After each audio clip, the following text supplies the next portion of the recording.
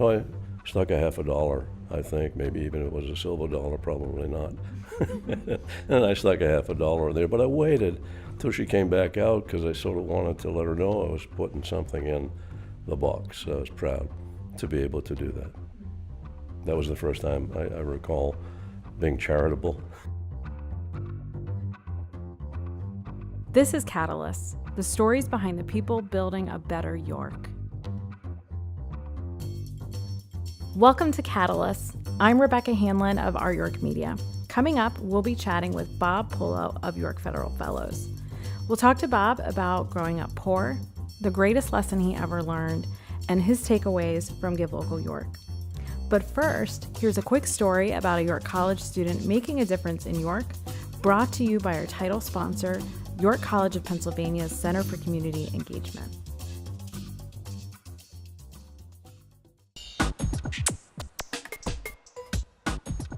What if you could solve social issues by using techniques you learned as a freshman?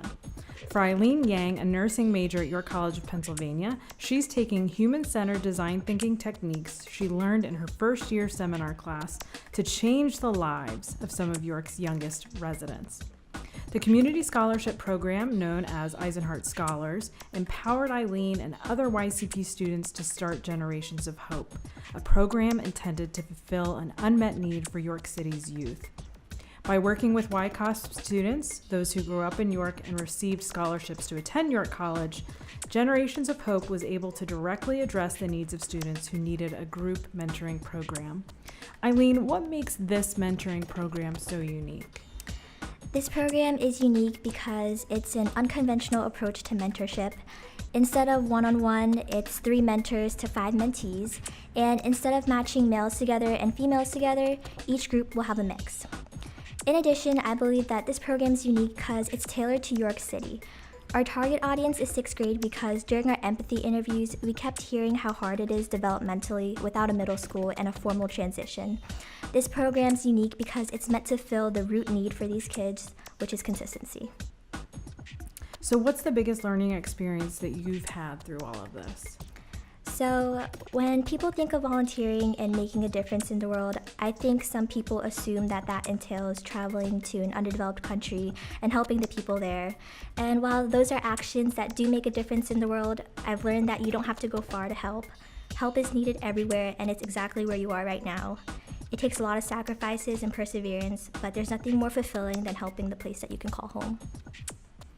It's great that you've had a chance to be engaged in the community and make a difference in York. Thank you for all you do, and thanks for coming and sharing your story with us. Thank you. This season of Catalyst is supported by Stock & Leader Attorneys at Law. At Stock & Leader, our attorneys provide more than legal advice. We provide first-to-know expertise and a client-centered service through a collaborative team approach. We're more than your lawyers. We're your complete resource for legal insight and your partner for a fast-paced, changing world. When decisions matter, Stock & Leader.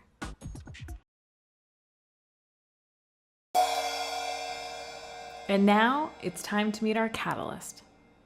So we're here today with Bob Pullo. You may recognize him from Give Local York, as well as a deep career spent in York, which we're going to learn a little bit about today.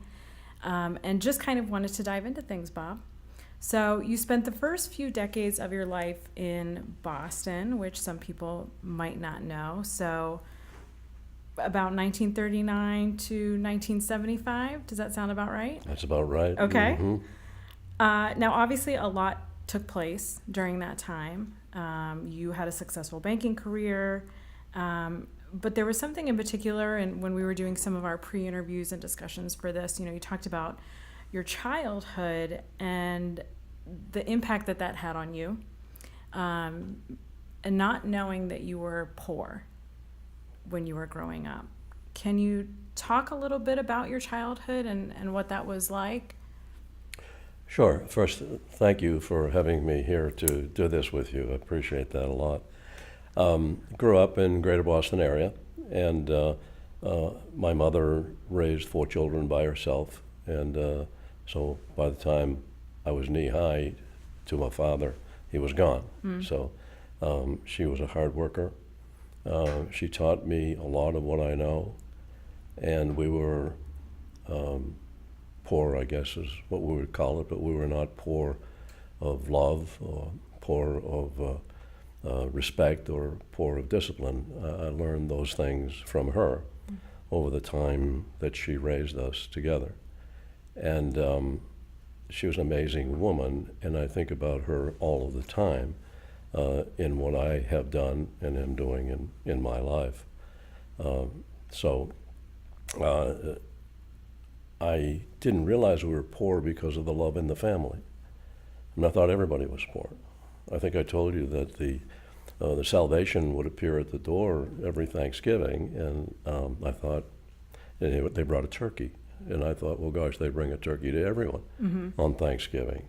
So, but that was not the case, as I learned pretty quickly. But the point of keeping us all together, keeping us all walking a straight line, teaching us to be good people, enjoyed that part of my life very much.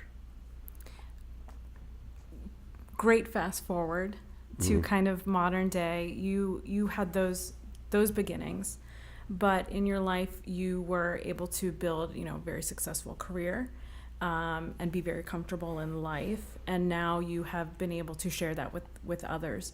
Do you remember the first time in which you were able to give back? Very vividly. In those days, greater Boston area, I got a lot of snow in the form of blizzards, so we would get 12 or more inches of snow pretty frequently. And if it wasn't a blizzard, it was a lot of snow, just short of that. So in those days, there was a good time for young folks, teenagers, to go out and shovel snow for money. And there's not a lot of money in it. There was only involved coins as opposed to bills in those days. But it was something to put in your pocket and get out and do some work and earn something. I did it so I could earn it and deliver it back home to my mother, so I could help her. One of the disciplines that she taught me was budgeting, and she had little envelopes for everything that was important as bare necessity, rent, food, and a few other things of importance, and she would put a couple of dollars in every one of them out of every paycheck she might have had, and she worked 3 jobs all her life. So she was that hard worker. And anyway, in the snow shoveling, I gathered some coins together on a hard day's work. It's not easy to shovel snow, particularly for people who had driveways, and not many did, but that made it even harder and longer. So I recall going into a store, I think it was a dry cleaner, maybe picking up something for my mom, and as the service person left the counter and went behind a door, I saw this cerebral palsy counter collection box, and it occurred to me that there are people far more needy than I, and would deserve some money to do something different with if it was money they wouldn't otherwise have. So I stuck a $50, I think, maybe even if it was a silver dollar, probably not. And I stuck a $50 there, but I waited till she came back out because I sort of wanted to let her know I was putting something in the box. I was proud to be able to do that. That was the first time I recall being charitable. Other than the love, that you give between each other and human beings. Oh, wow. Started early. If we look at the early 1970s, right before you moved to York, you said when we had talked earlier that something happened that was the biggest lesson of your life, that what transpired made you decide to move your family hundreds of miles from York. Can you talk a little bit about that? Well, it was a long time ago, 1974 or 5, just before a very deep recession. Maybe that was the deep recession. And simply put, I lost my job. And that's a very big thing. And I was, at that point, a young career banker, and proud to be a banker in that privileged business. and I was a senior executive after having worked my way up and around and got myself into a good position. And I think I was a respected banker. Yet I was involved in those days. The chief financial officer was one who was the go-to person for someone who wanted to sell their stock or someone who wanted to buy some stock. Yes, this gets done in a public company on the stock market, but for small stock issues, a lot of it is done person to person in those days. So I was that person, and so I was able to put together people who wanted to sell a good amount of stock and people who wanted to buy a good amount of stock. So I did that for a particular buyer at one point, and then became, a loyal, reliable person to that business owner, so to speak, the largest stockholder. Then years later, sort of did it again because that person needed the money, and someone else was willing to buy 66% of the bank if I could accumulate that much stock. And I did do that. Of course, this is over a long period of time. Yeah. And so I survived each of those cases, remaining as the chief financial officer for that institution. It was a Boston bank. I'm very proud to say it was a Boston bank. Mm-hmm. They were deep in banking and very good bankers. So then a third occasion came to pass, and I was not the intermediary. And he was a wonderful guy, a gentleman banker named Alan Levy, a Jewish person, and Jewish persons in Boston, like Italian persons in Boston, but even more so, discriminated against and unable to get into certain businesses or certain opportunities. And he was a really great guy, and I knew of him before that. So when he purchased the bank through my effort, I started to work for him, and he told me that, "You're a good banker, Bob. I know you'll do well, but I promised your job to a gentleman who worked with me for the due diligence of the purchase of the bank." And I said, "I understand that, Alan. In fact, I heard a rumor that was going to happen to me anyway, and expected it might have happened in the transactions before that, in fact." So that really was no great surprise. He was a wonderful person to me. He gave me the car I was driving and the year's severance pay and a great recommendation and all of that. So I said to him, "Alan, how long do you want me to work with your friend, before I leave?" And he said, "Not at all."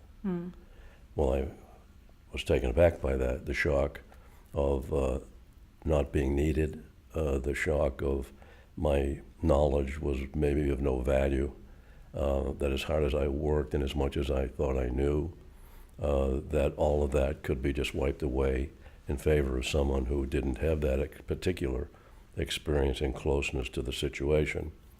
So that was a lesson in my life of being replaceable, that no one is irreplaceable. So that goes on a little bit to going back home, telling my wife of what had occurred, and we had 4 young children, and I needed to look for a job promptly. In those days, we not only didn't have 2 phones, the phone we had might have been a 2-party phone. So I said, "Nana, we have to get another phone in the house because I know they're going to call me because I'm at least the historian for the company, the archive steward. I know everything that's going on at the moment, the issues that are halfway complete. So they'll call, and I don't want the phone to be busy if an employer calls me for an interview. So I think we should get the second phone." We got the second phone, and the next lesson of my life was it never rang. So they got along just fine without me, as all will do, whether they stutter or stagger or stumble through those transitions. They occur, and they have to occur. So you have to adapt your life to those kind of possible occurrences and try to do the best for bettering your place, your station in life. I think it's just an incredible lesson, especially one that you were able, maybe fortunately to learn at that point in your career. Oh yeah, how many of us think how important we are? Yeah. That gee, gosh, nobody can do without me. I'm the one guy someone needs for this Yeah. or for that, and that just simply isn't the case. There's a lot of respect between people. There's a lot of loyalty. There's a lot of earning things, but there's fallout as well, and things change. It was, however, perhaps the thing that needed to happen to bring you to York. Wow, yes. I never thought I would be coming to York, Pennsylvania. I never thought I'd be outside of greater Boston. And in the recession I mentioned earlier, there were not many jobs.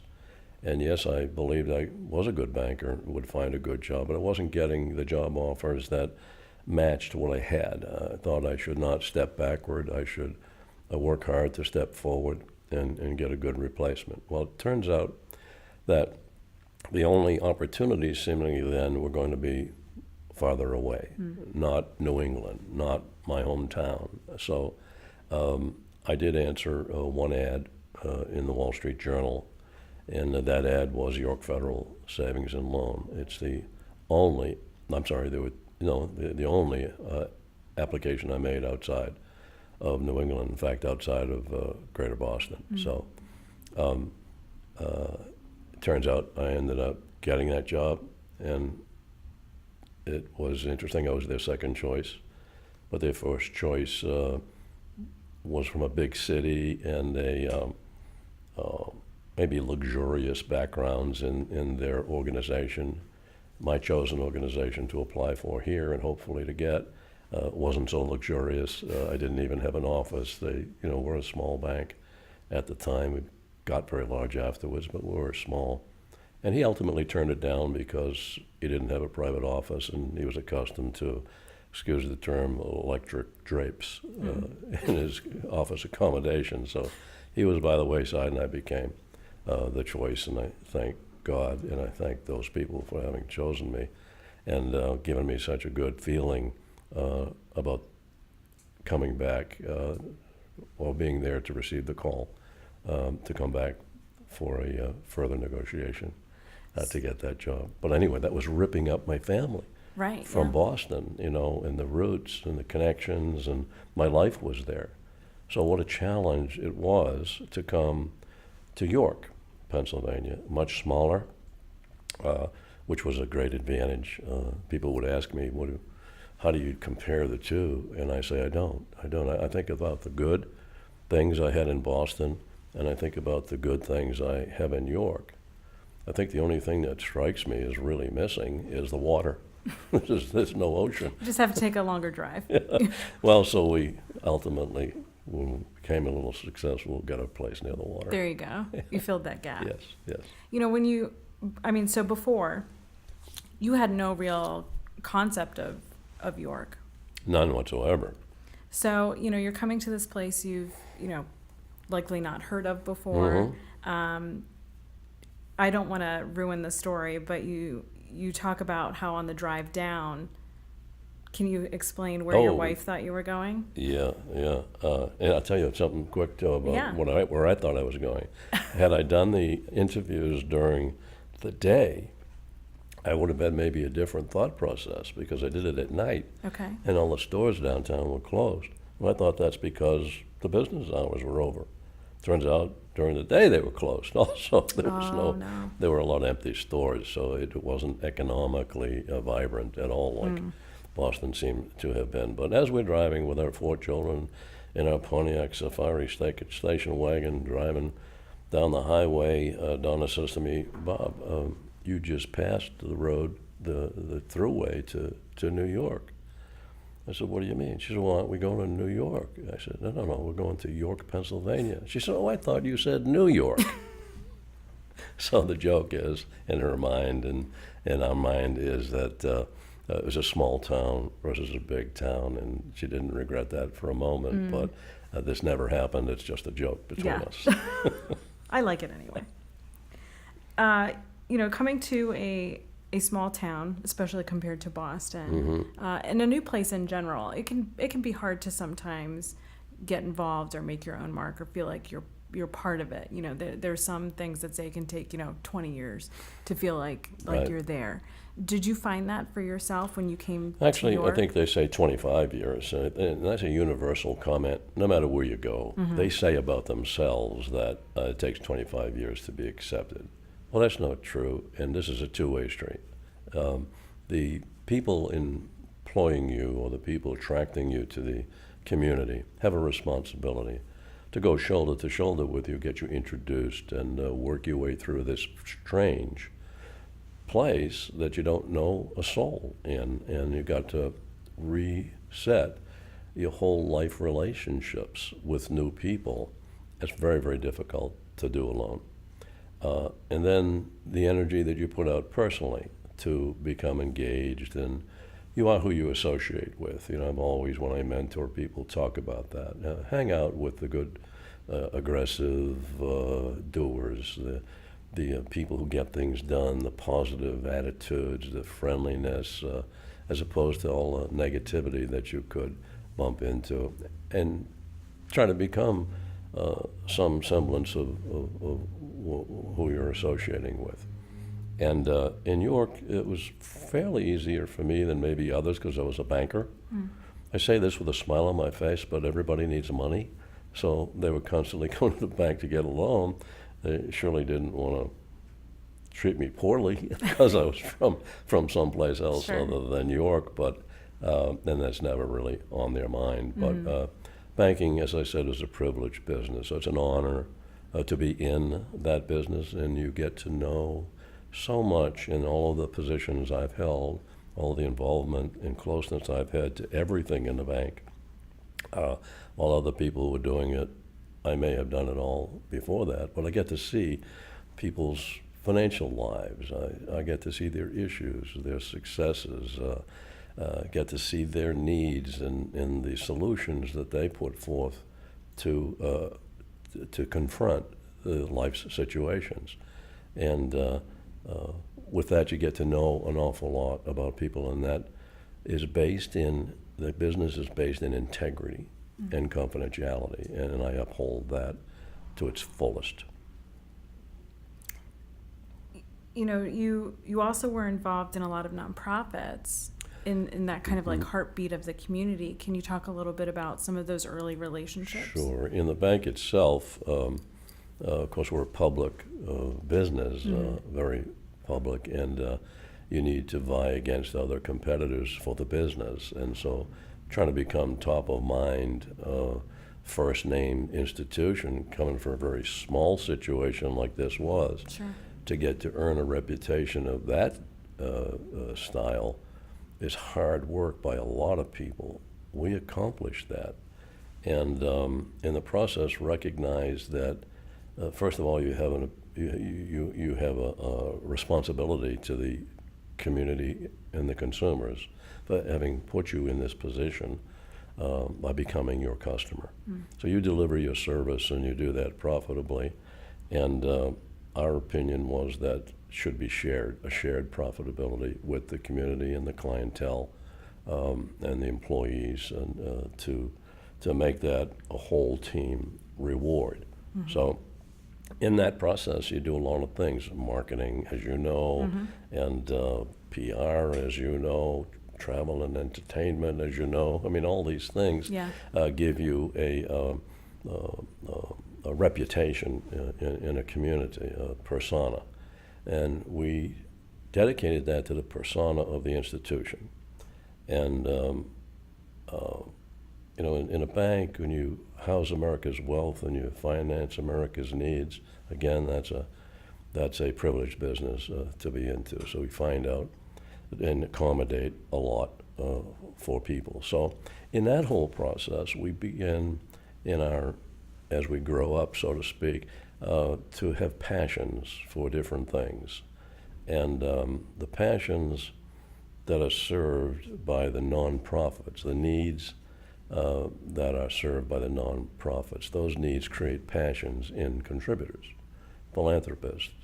I do some conversational work with high school students about philanthropy, and they ask me, they think you have to have a lot of money to be a philanthropist. Well, you start by your talent You start by your involvement, your personal interest, and ultimately you may be able to write a check and so forth. What's your time and your treasure to be shared with people? So we did that, and we did that bank-wide. So all of the people were excused from work when they were volunteering. They got on boards. People love to have bankers on their boards. They have lawyers on their boards. They love to have PR people on their boards. These are very important opportunities. So if you make the right case for yourself, or you make a good reputation, you get chosen to be in that governance scenario of nonprofit directorship. And we did that, and as all of the bankers do it, but we did it very well. And we continued that. And as the CEO, my staff pushed me out to be more of a public face, the face of the company, and they did all the work, so, which I appreciated because they did it so well and so much better than I would do it. So together we made a great reputation and helped a lot of nonprofits. You talked about being successful in the way that you can give back. Mm-hmm. And I don't know if a lot of people realize, when you built your downtown building, which now is the municipal building and the mayor's office on George Street. Mm-hmm. But at the time it was really a sense of giving something to York. You're building a structure, but you had that in mind. Why was that so important in terms of the structure being a gift to York? Well, we were growing profitably and becoming a leader in our industry. As a savings and loan association, I don't know if you've ever seen It's a Wonderful Life every Christmas. Yes. Those are the kind of bank and financing arm of housing that is not a public institution. So essentially the depositors own the company, but they don't practice ownership, or they don't practice leadership or governance. They actually sign proxies when they open the account so that the management can vote the shares. It was not legal to be a public company. So ultimately, we rose that through its influence to become a public company, and issued the opportunity to depositors to become owners. They just switched their savings to stock ownership. And a lot of people just wouldn't do that. That was betting your purse on something. Is a little bit of gambling. They would assume, if they weren't otherwise stock market players, with their savings money. So it was hard sell to get that done. But maybe I'm moving away from your question there a little bit. That's okay. The building itself. Oh, the building itself. You talked okay. about it So being that gift. During all of that process, my predecessor and I went to Williamsburg to look at buildings because we were growing Yeah. and needed more space from the small shop we had on 50 East King Street. And we looked at the Wren building at the College of William and Mary, and thought a replica of that would be really good. But when we went down, the story or joke is that he and I went there, we bought a door knocker, and we needed something to put it on. So we did this large multi-block redevelopment in downtown York, and built this College of Williamsburg College Wren building replica, and it just looks so municipal, looks so strong and stately. It looked like a government facility. So I always thought and talked to people about, boy, if this wasn't a bank, if it is no longer a York Federal Savings Loan, it really ought to be City Hall. Yeah. And lo and behold, it's now City Hall. So Visions come to be. yes. In light of the theme of giving. Oh, by the way, I have to add. Yes. The fact that we bought the building was because we were just stockpiling our profits, Right. and not really doing a lot more with it. We gave a lot to charity. We became big givers to charity. But what else could we do? So we thought if we did this renovation, redevelopment, we'd be investing that capital into this new facility, Yeah. which is new tax base for the city. Investing it back into the community. New glamour, so to speak, new buzz and bling. Looks good. And you did that.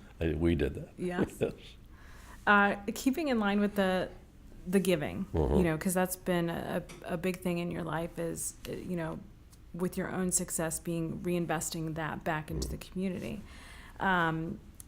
People may know that the Pullo Center, Penn State York's campus, that's named after you.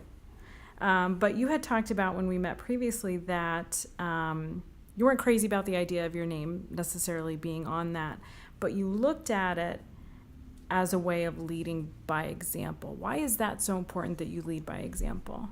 Well, because the landscape of charitable giving or capital campaigns or fundraising nonprofit campaigns is so crowded with asks, and there are so many people who benefit by the causes that the nonprofits involve themselves in, that charity and donation and donors become very, very important to the success and future of all the nonprofits in our organization. Unfortunately, difficult life things continue to come at our population, and they need help in getting solutions for those things.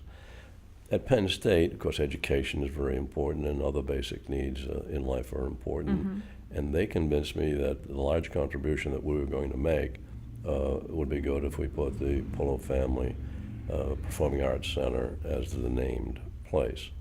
And I didn't really want to do that. I just wanted to get the money into the education opportunity here in New York.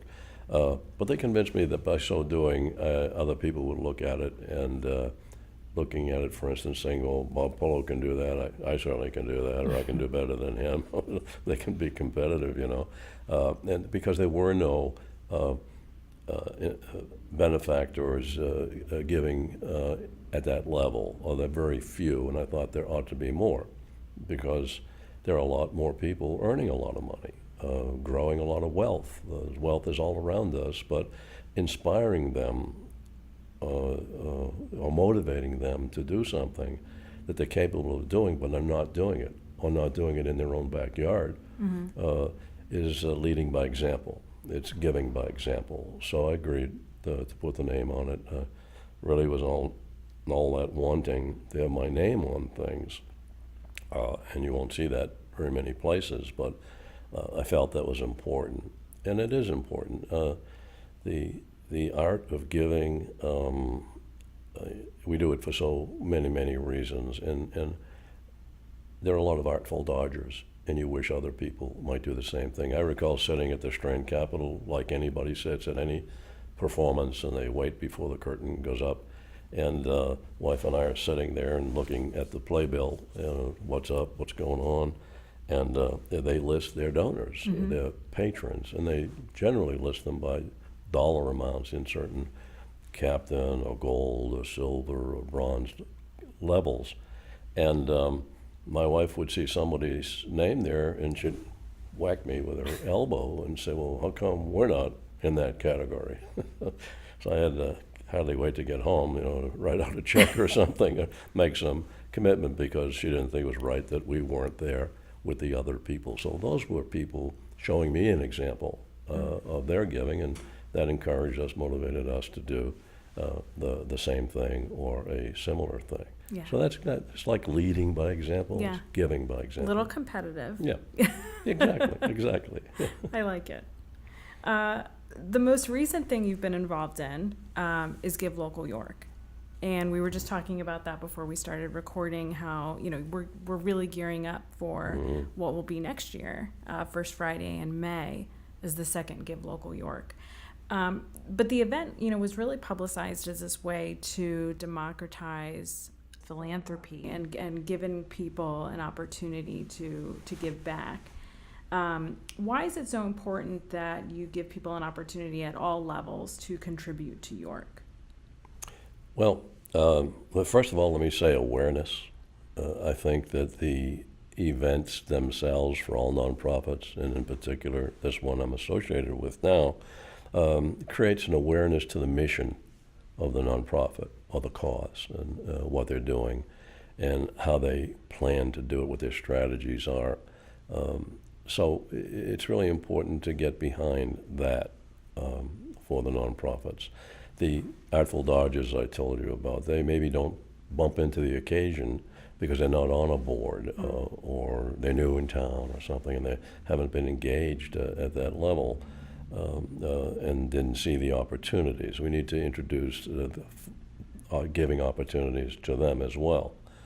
When you look around across the Susquehanna, Lancaster has been doing a day of giving for 8 years, raising over $8 million. Other communities not too far away and also across our country are having giving days. And they're getting millions of dollars in 24 hours for the nonprofits of their community. The Senate or the House of Representatives, the government has declared May, a couple of weeks in May, as a celebration of generosity. You know, the United States is a very generous population. And so focusing in on that week that's dedicated to being thankful for generosity and reminding people of the opportunities in generosity, I thought, why isn't someone in York doing the Giving Day? So I rallied the York Federal Fellows, which there are 66 that get grants from the York Federal Savings and Loan Legacy, to try to organize whatever they wanted to do. And they had the same questions. Why isn't York doing this Day of Giving? So put together the group on the Council of the Alumni, and they put this together, and they decided they were going to go forward if certain large institutions, anchor institutions in our community, were not going to take it forward. So we offered it to those institutions along with some money and some personal resource talent to get it done, and they still did not choose to do it at this time. So we said, well, we're just going to go ahead and do it respectfully. I mean, you're not going to do it, but we think it should be done, so we're going to take that risk.